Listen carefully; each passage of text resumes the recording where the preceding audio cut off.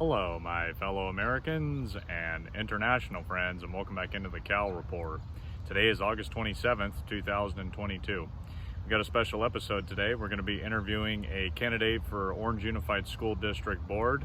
So, without further ado, let's get right to it. All right, here she is. This is Madison Klovstad Minor, who is running for Orange Unified School District Board. Madison, welcome to the podcast. Thank you. Thank you for having me. Absolutely. So go ahead and tell the audience who you are and why you're running. Thank you. All right. Well, I am a mom of 4 kids. We live in the city of Villa Park, which is kind of within the circle of Orange. And I just feel like I need to serve. I need to do something that's a little bit out of my comfort zone, but I really feel like parents need a voice right now, and our kids need to have the best possible curriculum and opportunities in their schools. And Madison, when it comes to school board is arguably the most important elected position out there when it comes to running for office. And Orange Unified School District is fairly large. It's more than 28,000 students between grades K through 12, covers all or parts of Anaheim, Villa Park, Orange, Santa Ana, and Garden Grove, right? So it covers a pretty big area. And just talk to the audience why it's so important that we elect the right people into these positions, given that it covers so much ground, really. No, I agree. There's a lot of kids in our school district, and the number is actually dropping. It was 28,000 recently, but that number has been dropping every year. I don't actually know the official number for this school year because we're only a couple weeks in, but I know that it looks really good on paper with a 97% pass rate or graduation rate, but I'm wondering what they're learning. I'm curious to see how successful these new graduates are, if they're getting into good colleges, and colleges and everything. There's trade schools, there's just getting good careers, good jobs right outside of school. Are they learning all the tools, all the things they need to have in their back pocket to be able to be successful living human beings after school? I don't know. We don't know that, but I don't feel like they're necessarily being prepared for the real world when they're released from high school. I think that there's more that we can do for our students. I think that we're looking at the overall picture, but there's schools within Orange Unified that aren't very successful. And so the overall looks good. They're passing, yes, but how are their test scores? Not all the schools are scoring great on their tests, and I think that's been overlooked. Right. No, and I'm glad you pointed that out, because on the Orange Unified School District website, they proudly put that there's a 97.4% graduation rate, which, why shouldn't you brag about that? That sounds great, right? But the problem, I think, these days, Madison, is pretty much what you already touched on, in that some parents at least might look at that and go, oh, well, that's great. But the thing is we have to really start paying attention to what they are learning in the classroom. It's like, okay, well, what did they graduate from, so to speak, right? And just a few months ago, Madison, up at the Placentia Yorba Linda School District, they voted to ban CRT, critical race theory, from being taught in their classrooms. Now, if elected to the Orange Unified School District Board, is this something that you would look into as well, or even possibly bring up to ban? Because obviously this has caused quite a bit of controversy on both sides of the aisle when you look at it. But of course, I am vehemently opposed to critical race theory, and I'm sure you are as well. So just tell everybody what your stance is on that, and if elected to school board, what would you do? So with critical race theory and in the ethnic studies umbrella, I truly feel like that's not the best way to create an environment for our students to become more inclusive, to become more accepting, to be kind, to learn just how to accept others. I think that I would definitely find an alternative, because I know it is mandatory to do ethnic studies in California. I went to the Orange County Board of Ed meetings. They developed their own curriculum for ethnic studies that I've read most of the pages in, and I think that one is inclusive. There's nothing divisive in it. You're not learning things about who to like and not like. It's more of, teaching people to be kind and considerate human beings. And I think that is truly what we should be teaching our students, our children and our students. Exactly. And another thing too is the kids shouldn't be learning about gender unicorns and elephants and being obsessed with pronouns and things like that, because I think that that's becoming more mainstream.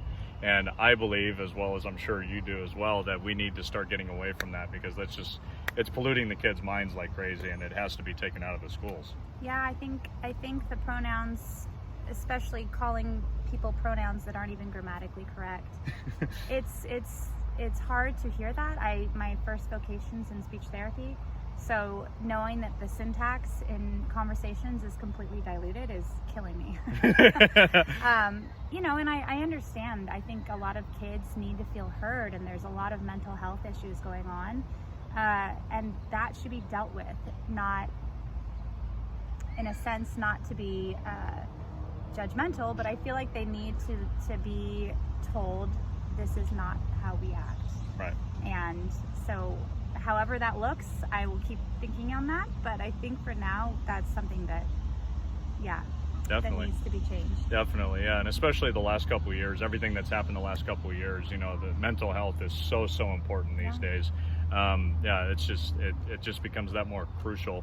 And the other thing I wanted to bring up too is that school districts like LA Unified, Santa Ana Unified, Sacramento, they have adopted a policy.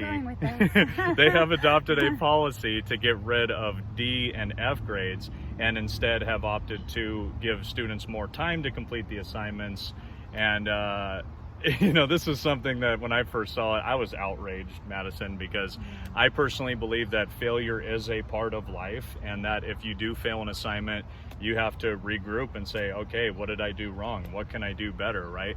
But instead, these school districts have opted to just say, no, you can just have more time, while everybody else, all that does is just create just more chaos in the classroom, because every student learns at a different pace, etc. Right? So what are your thoughts on that? And will Orange Unified go in this direction? Because I would hate to see Orange Unified go in that direction. Right. You look at the success rate of those school districts too, and thankfully it looks like ours is a lot higher, especially with the graduation rate. But hopefully, and I would do my best to not include eliminating D's and F's. I do agree. I think that kids do need to learn how to fail. They need to learn how to succeed, and it's not going to happen if things are handed to them and things are easier. They need to be challenged. My kids get participation trophies in sports, and I'm not going to lie, I don't keep them. Right. I've been teaching them how to lose and how to win, and when you win, you're a good sport. When you lose, you accept failure and you learn from it. Absolutely. What do you think about putting God back into the schools? Oh, that's a great question. I do think that morals and virtue and values and having a good home life make or break kids. I think that at least for us, because I am a believer, that has created such a good home life for my children, and I've seen them demonstrate virtues with police officers, firemen, people that protect us. I've seen them helping out strangers if they drop something at the grocery store and they'll go and pick it up. Just things like that I think a lot of kids aren't really being taught these days. I think that would be something wonderful to add into public schools. Obviously, constitutionally, that's a little bit difficult, but I think adding morals and virtue to learning is completely feasible. Our country was found on morals and virtue and values, and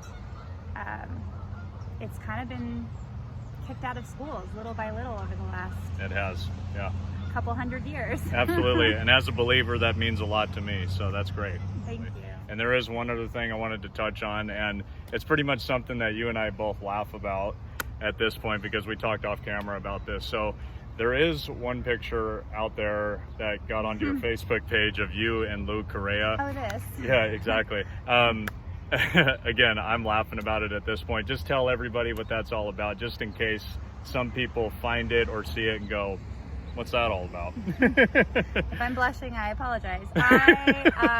I'm not a politician. I'm a mom. I'm very busy. I coached 3 soccer teams for my kids. I could not have told you who that gentleman was when I met him.